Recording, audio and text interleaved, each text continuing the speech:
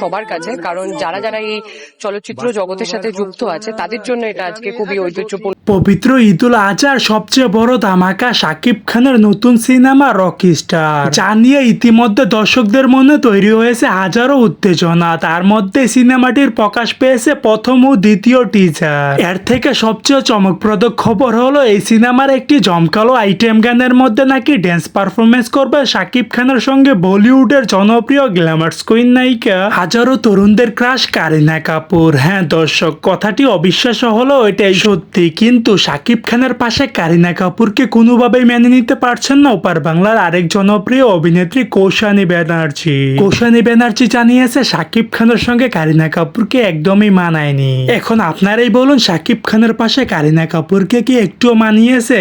বলতে গিয়া তাও ভুলি না, গান বাজে তুই। সো দর্শক, আজকের এই ভিডিওটি এই পর্যন্তই। যদি ভিডিওটি ভালো লেগে থাকে তাহলে ভিডিওতে একটি লাইক, একটি কমেন্ট আর অবশ্যই চ্যানেলটি সাবস্ক্রাইব করতে ভুলবেন না।